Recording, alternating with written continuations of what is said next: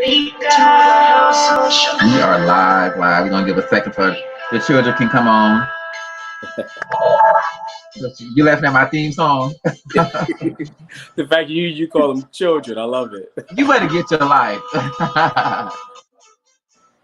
So, where is your name? Let me see what's going on. Mm-hmm. Okay. Should I come right back into it? I'm gonna try to take you off and bring you back on. Let me do that. Man. You got it on there. What's the deal? What's the hold up? Well, I just put it up with the live while people coming on. Okay.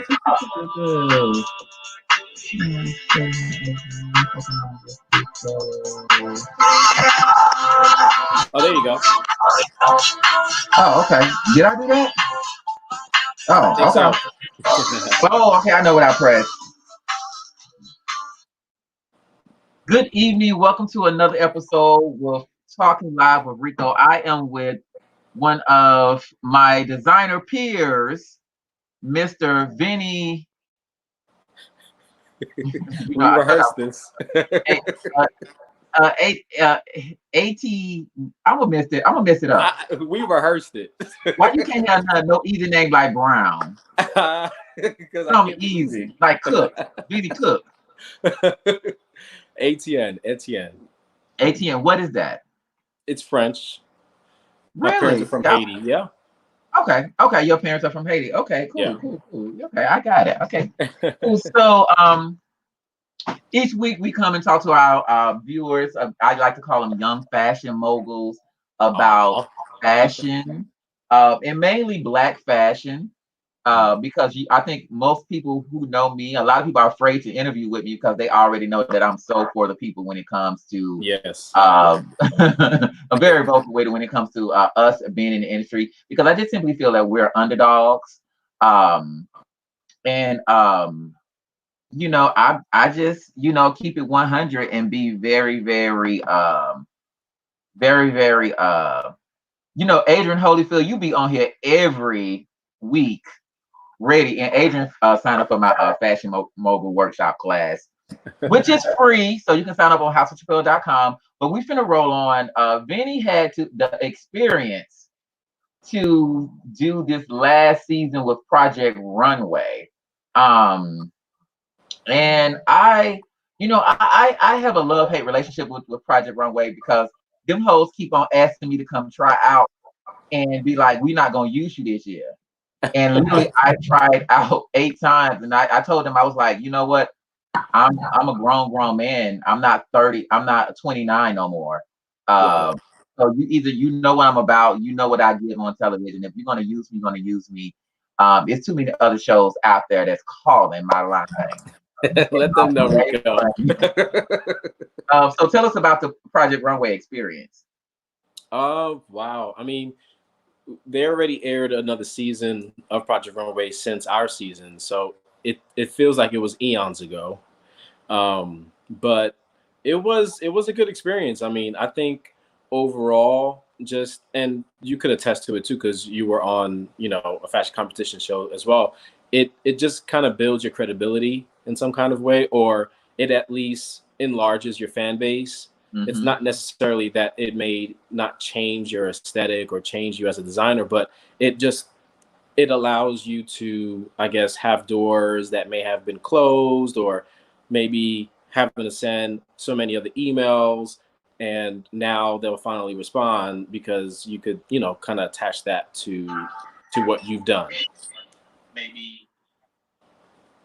So, so you're not a very like crazy personality or whatever. Do you like how they portrayed you? Because you was just very like bland. You said your piece, and do you feel how long did you last on Project Runway? I did top 7, so I was there for about 10 episodes. Okay, so let me ask you this: do you feel like if you would have turned up a little more, you would have stayed longer? I think so. Really? A part of me do, because I feel that that's what they look for. It's it's not only of how good you are, but it's also how good you are on TV. And I Right. know for me, I feel that I wasn't there for it. Like I really didn't focus too much on that part. And so I really had to just focus on my talent because I didn't want to be the one to be in front of the camera. Because I know that although, I'm a very outgoing person, I'm just not that type of person. Right. So I just feel that if I also played to the camera as well, which is playing the whole show, Mm-hmm. probably, I think so. I mean, but then I know the reason why that outfit was bad. So I mean, I wasn't standing behind that last outfit I made. So Right. But I do feel like on a lot of shows, like for example, RuPaul Drag Race, it can be the yeah, most hideous queen, but she got great commentary. She, right, she right, got right. great commentary. So therefore, we're gonna keep her one more week just to Yeah, see just if for that. Yeah, right. So how many black people was on your season? I think it was like a record. We had like half of us were black. Really? I think so. Let me see. So it was 16 of us. I'm trying to think on the top of my head. Me, Jamal, Bishmi, Renee, Nadine. Ooh, y'all, Renee, Nadine, Jamal, yeah, some black folks, some real black folks. Right. Maybe not half of us, but I mean, five already is a lot because normally they on TV it's normally what the token is what one? Yeah, token of Yeah, black. I was that token black boy on my show. Um, Wow. I was a token black boy on my show, and I when I mean to tell you, it was so it was like the world was sitting on my shoulders towards the end Wow. because it was just and when it come down to $100,000, people show their true colors. Oh yeah. Like then this wasn't even behind the camera. People were showing their true colors. And I remember when I was eliminated, it was like if you say anything that happened, we're gonna blackball you from the industry. Mm-hmm. Um, and I was like, and it took me a while to really kind of just even say anything about it. But I think it's now that I know that I'm so far removed from their world or my world, my customers Yeah. are black. They not y'all can't stop black people from shopping with me. Mm-mm. So has it really helped you? Because it's like what 2 years later, right? Yeah, I think it aired 2019, so just about a year. Okay, okay. So Yeah. has your bill your business amplified, or it's kind of like the same? Since it no, it has. It has. I mean, it has definitely helped, but I think with I guess even for me, like before going on the show, because Project Runway could sometimes tend to lead towards more of like the student designer, not so much of us Yes. who have, been in the industry or have worked with I'm stylists glad or you have said. worked with I'm glad you said that. celebrities. Yeah, Yeah. so I mean, although it has done so, as much as it has done, um, it just allowed me to go harder with what already had established. Okay. So, I mean, I think it has helped, but in terms of like what I was already working on or the connections I was already getting, like it was something that was already in place. But the show just made it even easier for that communication to go through, I think. So, what would you tell like a young man of color going into an audition for Project Runway or any type of um, fashion related competition show? Just make sure, I mean, you know how when they say we have to work two times as hard as our counterpart, I would just, 10, you're 10, right, 10 times. exactly, exactly. So I would just say that is still very true. You know, let your work speak for yourself. Um, be as professional as you can be, or be as unprofessional as you can be, whichever way is your whatever your personality is, because again, that's what they're looking for at the end of the day. Right, So just still be yourself, but right, be proud of who you are. right, don't right. don't try to be something you're not to try to fit in to get on, because that won't work. Like I think if you just stay authentic to who you are and you make beautiful ass shit, it should be a great possibility. Okay, so how long you been in the industry? Maybe like not. I mean, probably like 5 years of like serious industry. Um, but I've been like working on it for like about 11, 12 years. Okay, okay. I Yeah. remember when I was living in LA, I was booked for a show in Dallas. Fashion Star. Oh. Instant Runway. It was a fashion show. I don't think you was Oh, there. fashion show. Fashion show. Okay. Okay. Laquan Smith, you Mm. was there. I don't know if you was there, but I remember Mm. clothes. I Um, remember. I missed it. I think because I was either out of town, but I remember that one. Yes. and that was the first time that you came up on my radar, and I was like, okay, I love to meet young brothers, and Yeah. I because I already saw your picture, Uh-huh. because I was helping doing the marketing for the show. So I was like, I can't wait to meet this dude because I was like, I like his stuff, blah blah blah blah blah, and it seemed like you was just dropped out of nowhere, boom, and it was like everywhere. And then I saw you on Wow. Project Runway. I was like, I felt I knew you already, Yeah. and Yeah. Yeah. then once we met at the what was it, the I victory, the yes. Last gala. year. Yes. Yes. Yeah, when we Yes. met, and I feel like I've been knowing you all my life. I elevate. That's what it was. Right, right, right. Yeah. Yeah. So, like, when you was slowly sliding into dressing celebrities, and working with stylists, like, how was that matriculation and all that good stuff? Right. So, question: that fashion show you're talking about, was Ty Hunter there or in the Yeah, he was. audience? Yeah, he Okay, was. and it was Koto too, right? Yeah, Kato. Mm-hmm. Okay, I wasn't physically there, but my clothes were there. Like I had Right. my team there. To be honest with you, that was the fashion show that probably changed everything for me. And Really? to be honest with you, Because I'm my now name was on think the kiosk. no, no, because I'm now thinking about it like, and I never thought about it, but that was the same fashion show that, although I wasn't there, Jay Bolin was there. Yeah, I invited him. Right. Okay. So Jay Bolin was there. Like all you guys were there, basically, But Mm-hmm. I wasn't there. I think I was out of town, but I definitely didn't want to like miss on the opportunity. So that weekend when I came back, I emailed Jay Bolin and said, I wasn't there, but but my clothing was there, and it was great to basically trying to network with him because at this time I've never met Jay Bolin or whatever. Mm-hmm. So it was at that moment where we connected and we did like a small photo shoot, with some of my clothes and one of his clients. But then from then on, we stayed connected. And then that's when he connected me with Colin, with Cardi B.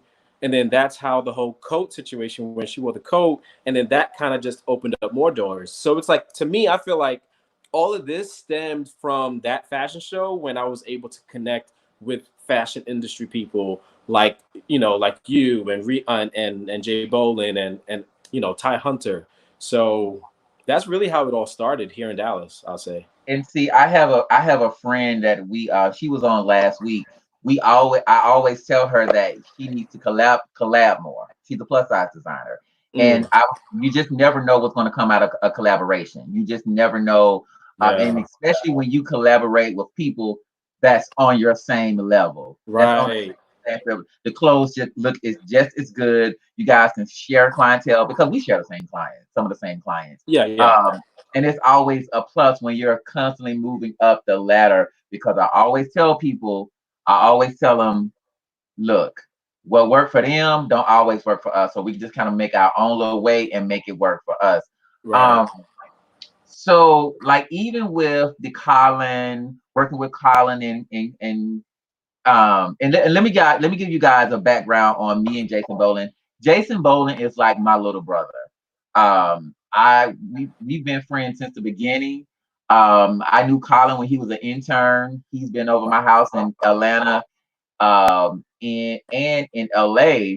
One of the things that I do like about Jay Bolin that I am able to call him and be like, hey, I need to get paid on something. Um, but then on the other hand, when I mention what is the budget with, and I hate, and this is not being messy or anything. When I mention a budget to someone like Colin, it's like So how do you feel about like working with stylists? Do you mind giving clothes away to wear and return in good condition, or do you make them purchase? Because I think a lot of that's the main question a lot of the young designers ask me Mm, without getting you in trouble. right. You know, they can't put me on good. I don't care. I know you don't care. So I mean, in terms of working with stylists, so for me, my whole theory or philosophy is when you're first coming out, it's a whole different. It all depends on the level of designer that you are. Right. I do feel that as a young designer who's coming up, if they have the opportunity to communicate and get a response from a stylist, that as a young designer, that they should be able to try to do it free of commission. However, don't allow that to be the only thing that they're doing, but they could mark it off as advertisement cost, because what you want to Say do that is again. Say that again. They can do what? they could mark that off as an advertising cost. So explain that to them because I try to tell people that, but they never get it. Explain Yeah. that to them in the So world. basically, I mean, if you look into Facebook ads or if you look into doing any advertisement, um, you have to pay. So the Right. more people you want to reach, the more money you have to pay for those advertisements. Now, these celebrities who, regardless of their A list, B list, C list, they have a following. So the best thing for designers or young designers to do is to try to find influencers or celebrities who match their target market and who their audience match their audience, and whatever they're doing in terms of trying to put clothes on a celebrity, don't make it seem too much of fighting over having them to pay three, four, or $500 in the beginning of your stages, Right. because I do believe that there will come a time in your career where you will be able to ask, what's the budget? And that they'll be able to respect you and pay you what you ask for or pay you for your cost. But again, that's a perfect world. People are always going to still try to cut under the rug, for whatever the case may be.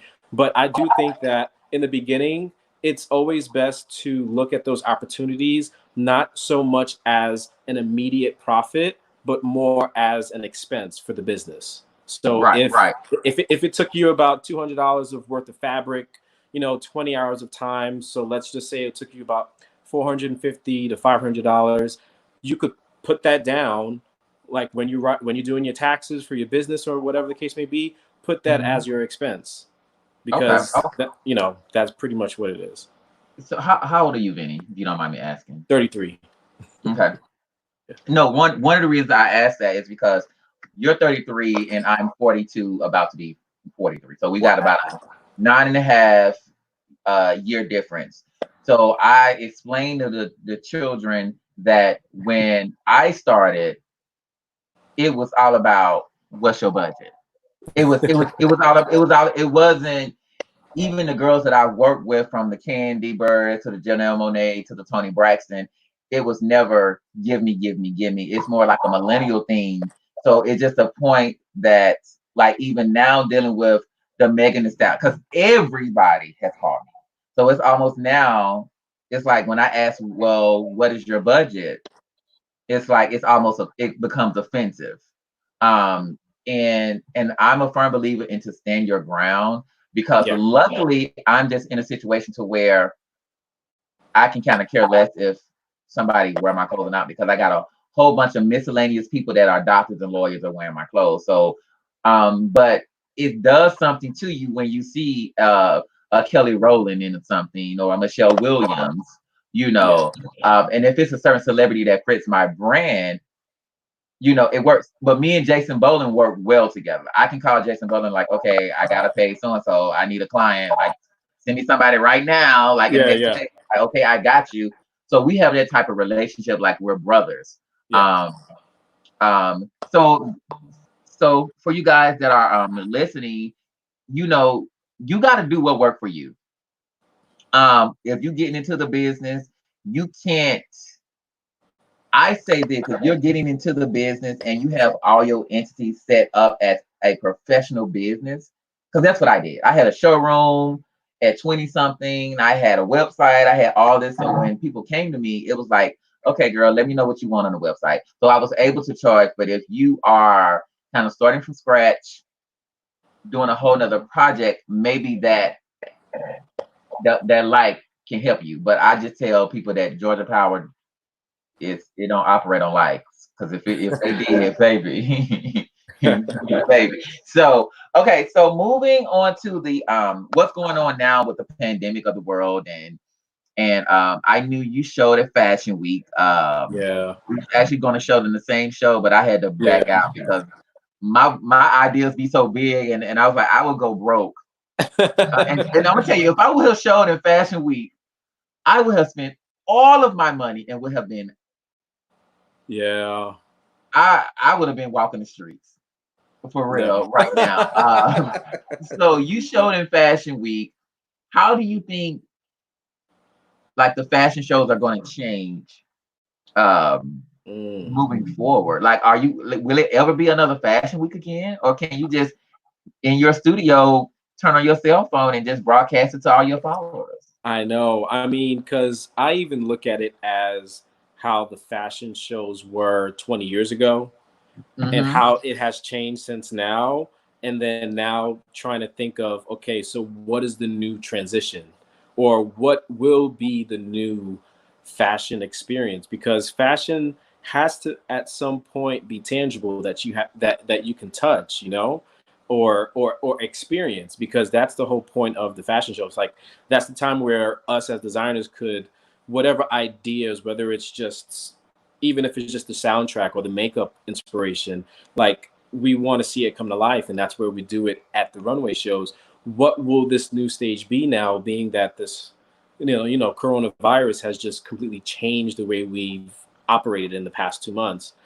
I mean, I know I said it on another live with Native Son, with Marquise, who was from Project Runway, and out of nowhere, and this was like even before everyone said it, I was like, maybe we should do like virtual fashion shows, like Right. some kind of interactive virtual fashion show where we could still have that experience, we still build the stage and everything. Well, what if we have a virtual Fashion Week?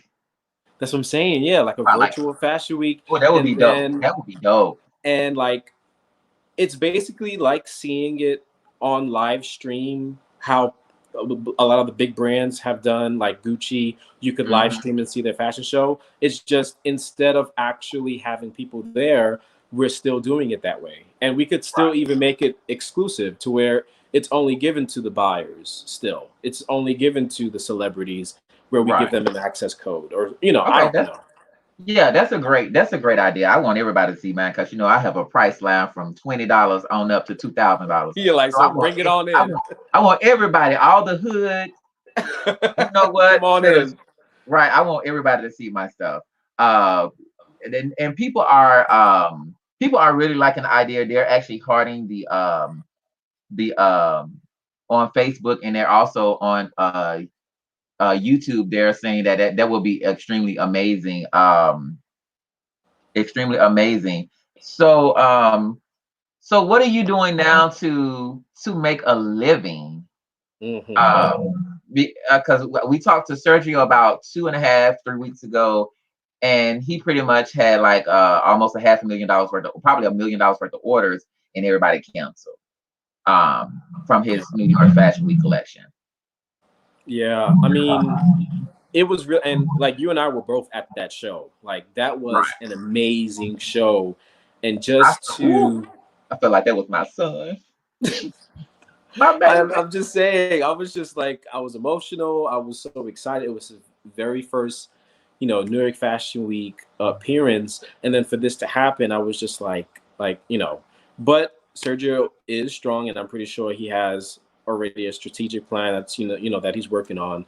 But Right. even for me, like I showed at Fashion Week as well. I mean, not on that budget at all. His was a big, big, big budget. Right. But even for me, working on that collection, like having to put so much money on those samples and getting them done, and then now to realize that well, for me, that the consumer are going to be a little bit more sensitive as to where they put their money, you know? Right. So at the moment, what I've been thinking, even with my team, is like, okay, how can we pivot, or how can we figure out something that we could actually still do in terms of fulfilling who we are as a brand, but yet responding to what's going on right now. Right. And we're still in the process of trying to figure it out. I mean, at the moment, we did shift everything in terms of like what we've been doing or planning, because we had a photo. We already put a down payment on the photographer for a photo shoot, you know, for the campaign, and we were going to do an e-commerce and soft launch, but like we had to put all of that on hold. And for like a good 2-3 weeks, I was just, you know, kind of like slumped out, like trying to figure out what will my next move be. And then that's when I just started to do like face masks, like Okay. the beginning of April. And we first did it as donations to hospitals from donated funds and from like some of the fabrics that we had here. And then from that, once we opened it up to like general public, it's been good in terms of just in this little time frame of having to keep us over. And for me, and I'm just sharing to the rest of the world, I actually just started doing masks. And I haven't opened it up to the world. I just focused on like I'm a graduate from Tennessee State University, so I just did just a couple of masks, and like literally, I made a record number in like 2 days selling masks. Like I was hit so hard with masks, it was like I had to shut down completely everything. And Yeah. at first, I didn't want to do the mask at first because I felt like I saw the pandemic when when I came to New York. I was nervous as hell because I do a lot of work out of China. And so I just knew the severity of the situation, and I just did not want to capitalize off of people, you know, just dying all over the world. And Right, so right, now, since masks are becoming a thing, like you need masks like underwear and socks. right. Yeah. So I literally put it on Facebook on a Sunday evening. By like that morning, I think I had like $4,000 worth of masks.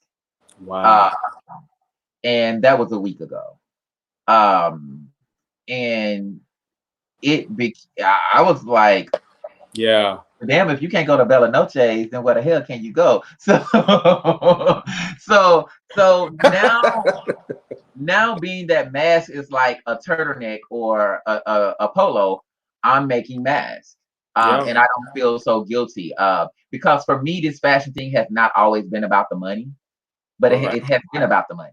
Like I feel like if I'm giving you my time, I'm gonna give you, I want money. But if just to when I see you in this a messed up situation, I'm not going to try to rape you of all your coins. I'm just gonna slowly screw you for your coins. Right. But I'm just not gonna just you know, what is this? I'm looking at these comments on YouTube. If y'all have any questions, feel free to hey Debbie, feel free to ask me on Facebook or YouTube. But so just say if it's a world of face masks, social distancing for the next 2 years, what is what are your plans? Or you don't know yet? Yeah. Right now, I mean, so my plan is still, because we did our I've done my largest collection to date in February, so I would still want to kind of release or put in like a soft production of some of the items that we do think will sell, regardless of, you know, because I mean, women are still going to shop regardless, you know, especially depending on the type of customer you are. And I do feel that some of my clients would still buy some of the looks that we have for this particular year, Mm-hmm. because they're going to still want something exciting regardless. It may not be a whole bunch of things, but I still do think that we should still offer options to our customers because once it comes to them wanting to do something, they're going to be wanting to have that option to find somebody to buy it from. So I do want to at least have a portion of the collection available later on this year. But also just trying to think now, like what you said, we didn't start opening it up for general public until it was something to where it was required. Or not even required, but that it was recommended. Because in the very beginning, it was all donated masks that we did. And we did literally over like 650 masks that were like totally via donation. But from that point on, from when we sold to now, I mean, from that point on, from when we didn't do it for donations anymore and we opened it up to the public, like we've sold over like 3,200 masks. Right. So I'm just like, look, wow. And so, a $20 piece. Look. I'm just saying, like, it keeps the bills paid. Like it does. And not only that, it's also like the fact that they allowed it to be something to where people need or is strongly recommended to have, like what you said, that guilt is gone. You know, you don't feel like now you're crying over someone's adversity of not, you know, needing it for their safety or for their life. You know, so now it gives us even more of a permission to figure out how we could make some money out of this, you know, like because we are designers. And if it's something that is hot, why would we not now go ahead and try our best to, you know, do our own little way of capitalizing on it, you know? So going back to your collection, you know, you showed your fall. Andrea Holyfield says, with the quarantine travel is limited, where are you going to find your next inspiration for your collection? Yeah, and that's funny because travel is normally like my source of inspiration. Like when I go back home to New York, or if I am traveling to like, you know, somewhere, that has always been like my main focus. But thank God, you know, we have the internet. Like, you know, music is still something that is very near and dear to me in terms of inspiration. So as long as I got the internet, as long as I got music, I'm good. And it's not like we're locked down at home, like we could still go outside. So even me just simply just at the park, just sketching and listening to music, you know, I think that was so hold on, you be going to the park still? You be going to the park still? You ain't scared of the Rona? What? You ain't scared of the Rona, the virus coming out? I mean, you know what I mean? Not like that. Right, I got you. Right. No, I love to travel too. And I can just get my inspiration going to Valdosta, Georgia or Savannah, Georgia. But it's like now, like, okay, what I'm gonna do. Like I was telling my friend Jasmine, she just logged on watching. Jasmine, you're late. But like I was like, oh, I just want to go to LA so bad. Yeah. I want to raise, I want to just frolic around the garment district and in China. Like China is really out of the question. Like China is out of the question. And luckily I'm still getting some samples done. Like I'm branching off to handbags and shoes and all that stuff. But it's like, ooh, when them boxes come in, they gotta sit at the garage for like 3 days. Wow. You know, just because of what's going on in the world. So just in case for all you guys that just logged on, June 1st, I'm having a fashion mogul workshop, and we're going to talk about how you can start an e-biz, and we're going to talk about other ways to make money versus selling masks. Because a lot of people don't know, I didn't sell masks, but guess what I sold? I sold elastic. And so I made thousands of dollars off of rolls of elastic. So where did you sell them? Like on various social sites or websites? Well, so I have another business called Glamour World Fabric. And I sold off that strictly off that Instagram. And because I'm in my warehouse now, which is once the pandemic is over, it's going to be opened up as a fabric store. Nice. And before everything hit, we already built it out, built everything up, and did the racks for the fabric and getting everything shipped over from China. But once the good old president was acting Yeah. crazy with terrorists, I put a halt on everything. And then next thing you know, the Corona thing shot up. So which leads me here of doing live videos with you. And so, you know, I'm like, okay, I need a way to make money. And I said, you know, it's a hustle, supply and Yeah. demand. My homegirl was like, we can't find elastic nowhere. And literally, as soon as that first shipment came in, every last piece of elastic. And for some strange reason, Sundays are my days where I come up with these crazy ideas, and I put it online Sunday night and wake up Monday morning and have a whole lot of money in my bank account. Wow. So I'm teaching people how to do an e-commerce with no money, how to start selling with no money, where to get their products, their items, and just coming up with different ideas, because I think our culture, Black people, we tend to go with the trend. Right now, the trend is selling damn slim tea, whatever that damn tea is. What Everybody's tea? selling Oh, the yeah. tea, Yeah. I know whatever what the you're tea talking is. about. And then, you know, once we was the waist trainer, and then it was body magics. So it's like people need to think outside the box, because when you're first to hit, you're gonna make all that money, and then when people start jumping on it, you can move on to the next thing. Yeah. Uh, so so do you have any family in Dallas, or all your family's in New York and Haiti? No, all my family's in New York. I have some family in Georgia. Actually, both my sisters live in Georgia. Really? Yeah, in Monroe, Georgia, and Grayson. Ooh, far. Yeah.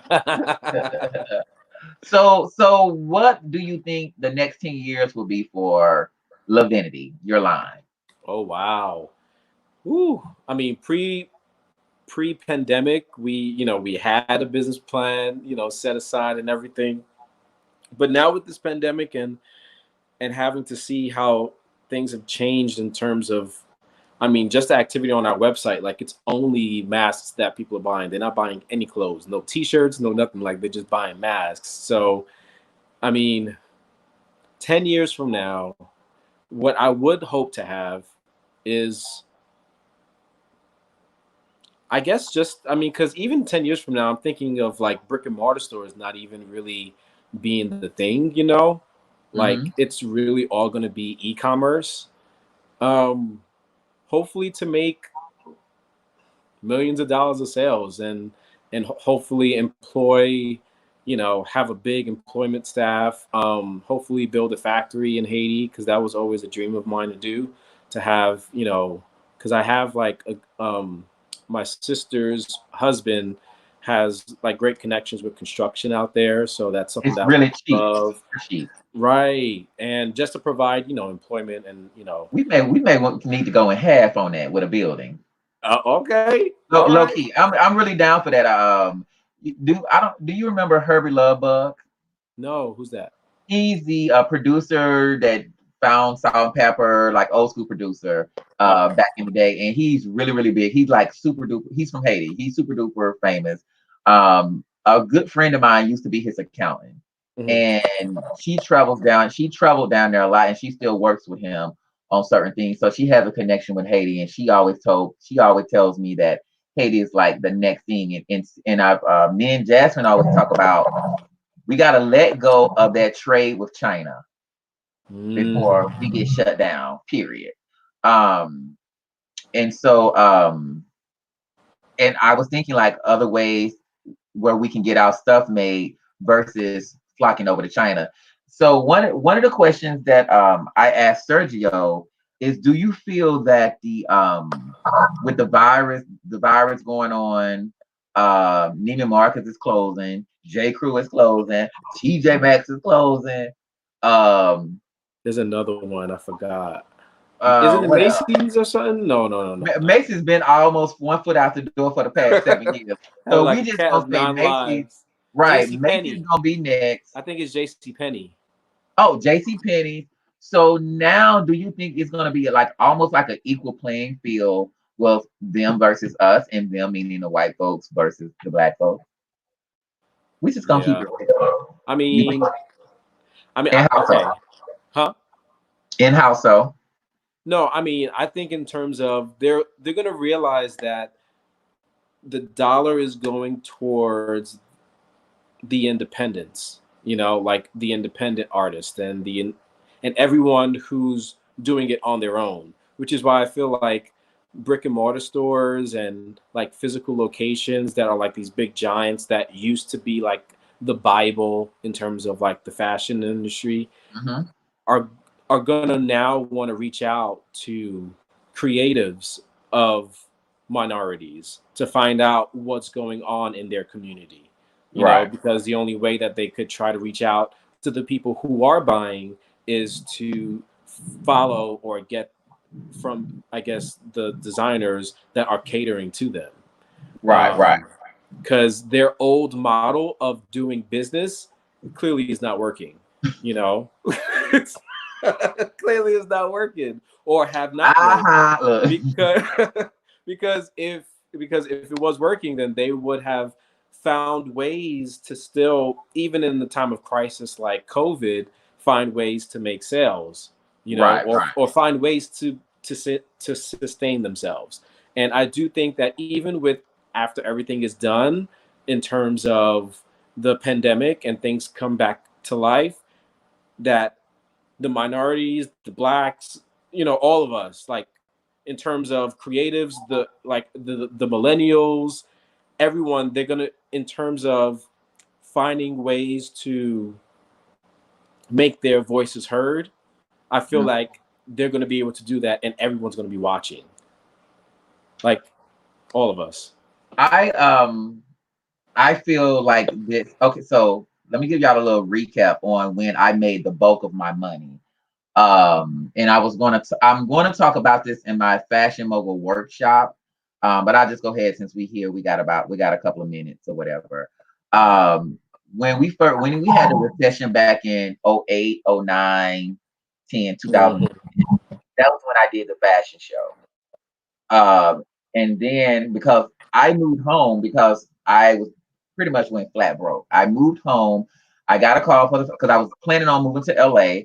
I got a call to do the fashion show. I told him no. I should say, you know what? My aunt was like, "Hey, just go ahead and do it. You've been trying to do Project Runway.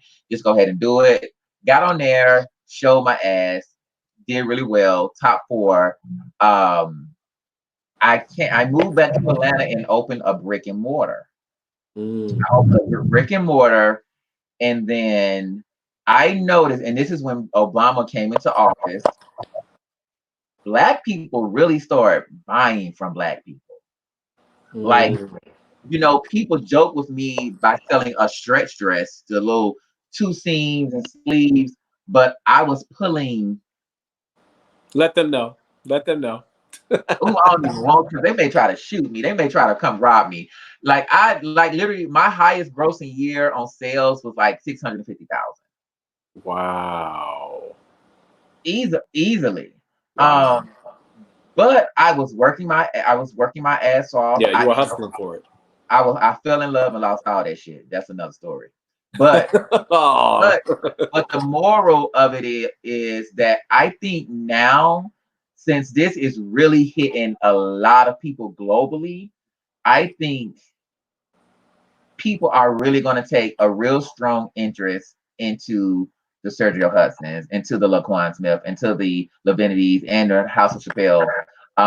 And I think now, out of the time where we need to stick together and work together as designers and collab and getting licensing and learning that when you loan clothes to celebrities, you can take those out on taxes. It's a time to get houses. It's a time to buy cars. It's a time to get buildings. It's a time to do a lot of things collectively as a black strong unit. Um, a black strong unit. So I think this is going to work in our favor. I think I so too. Yeah, Yeah. I think it's gonna work in. Sergio feels that you always gonna have the snooty people and the luxury people, and they're gonna want the high end. So it's always gonna be a Gucci. I do feel Hmm. that way, but those people are getting hit hard the most. Like all the big conglomerates are. getting shot down real quick. Yeah. And the great part about my brand, people are still buying clothes online. You know, I'm like, I called my homegirl, be like, girl, this girl just bought this shirt. It was $250. What she wearing it to? And literally, I make a joke out of it, but I'll call her and be like, girl, when you need this, where you going? She's like, so everybody ain't broke. Everybody ain't broke. And I'm like, girl, I'll throw you in a free complimentary mask to go with it. So let me see. Hold on. Let me see what's going on with these questions. All right. Oh, they're just making comments, honey. Ain't no. Talking about the Michael Kors and let's see. Hold on. What she put. Anthony. It would be amazing if African Americans put their money behind Black designers and make them rich like Michael Kors. Girl, did you understand that? Yeah. Well, how do you feel about that? Before I make my statement, I mean, Anthony Lester is completely right, like to a T, in terms of. I mean, to me, it's like a whole culture shift that needs to happen, like all the way from the top going down. Because if our culture is keep rapping and singing about Gucci, Prada, I mean, these are the things that our culture is going to listen to. So they're not going to know about the Laquans, the Sergios, the Ricos, because our culture is not even identifying us or showing who we are. right? Like, just in terms of, imagine if Beyonce or if somebody was to say Reco in one of their songs. I mean, Baby, when I'm telling you, I have so many stretch pieces on houseofchappelle.com. ready to go. That's what I'm saying. Already bagged up. Baby, what's up? It comes from that. Like, I think it comes from like the top influencers. If we could get them on board in terms of just 360, like Black makeup artists, Black hairstylists, Black designers, just everything Black, and lift it up, like, we're the ones that spend most money, you know? So it's like, if it could start from the top, then we could see the culture supporting us even more, you know? Right. I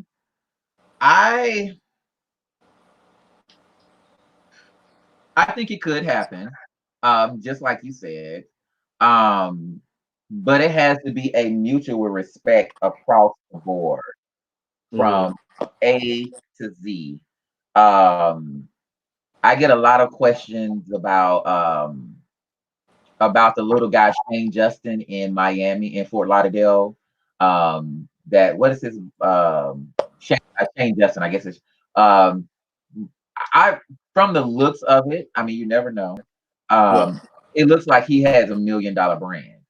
Who is Shane Justin? He's a young designer. I don't even think he's 30 yet.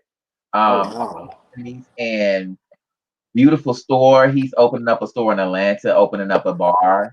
He's a Black. Is he a Black designer? Black, just like us.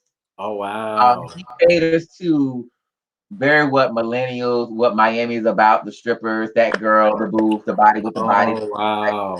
I'll send you his Instagram. Okay. And I tell people he reminded me of myself 17, 18 years ago. Because I was in a strip club. The only difference that he has is the Instagram. Right. The reach. We have nothing. Well, I ain't have nothing. And I think he will be like the next Michael Kors. I think he will be like the next Tommy Hilfiger. And I think as he gets older, his brand is going to change and become more sophisticated. Because all of my girls that danced when they was in college, they are degree holders and doctors and lawyers now.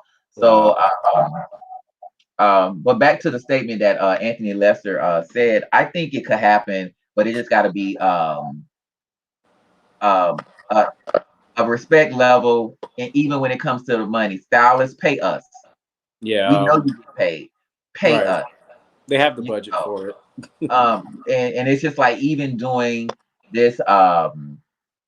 this live, so many people are turning me down, but they turn around and ask me for clothes.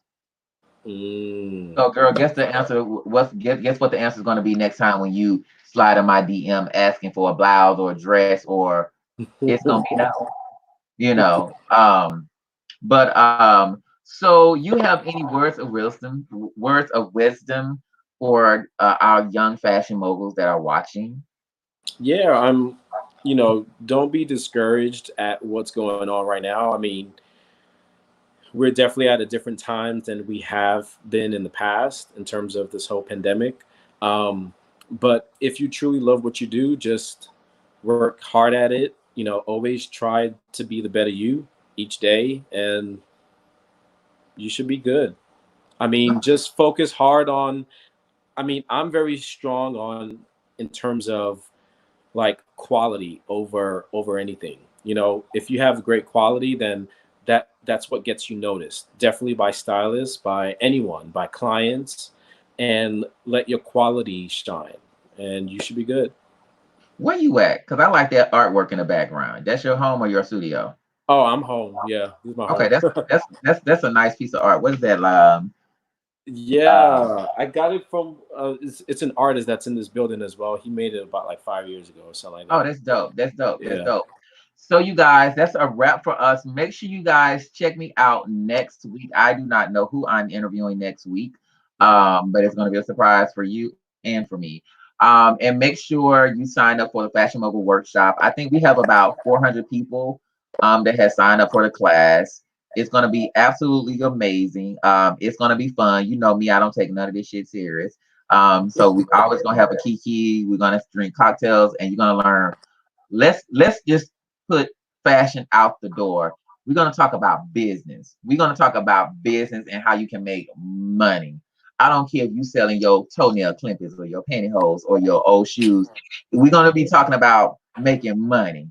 So if you all about trying to earn some extra money while you were sitting at home, I think it's going to be the class for you. And just sign up at houseofchappelle.com.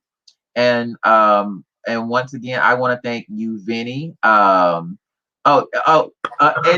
you asked for my cash app, Adrian. Let me. I'm gonna give you. I'm gonna put my cash app. Let So them you, know what it is. hey, girl. Take your Let me time. see. Well, where my cash app at? Let me see. Hold on. Let me put it. Let me edit this right quick. While I'm editing my cash app, what's your cash app, Vinny? For the children Oh my paying. gosh. It's just my name, dollar sign my name. Dollar sign BENNY ETIENNE. ETINNE, and then we're gonna put mine. Um, the children be serious. They support. I They love it. don't. That's good. They support. Like I will give. We'll let that. We'll let that roll across the bottom.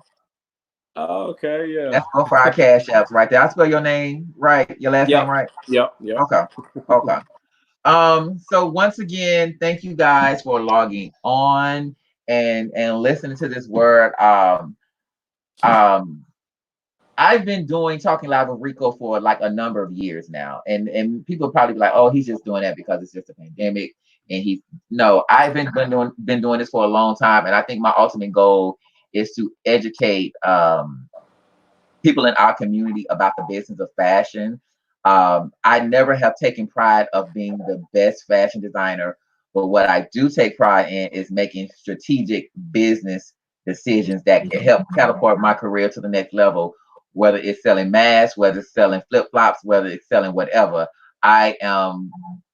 I have a knack for seeing something, identifying it, and make money. And I'm quick to make a U-turn if something is not selling. And that's why I have the fabric store. That a lot of people don't even know. A lot of people don't even know that I do have a hair company. I have a lot of things that I do, um, and that I'm working on, which is a digital network, uh, hence the interviews that will be catapulted into something else. And so hopefully when this Corona, Miss Corona leave everybody alone, I'll be able to come here to Atlanta, Georgia to work on a project, or I may be living in Dallas, who knows, and be your neighbor. But thanks for logging on. Thanks for logging on. I will see you guys later and see you guys next week. Bye-bye. All right. Bye, guys. All right. No problem.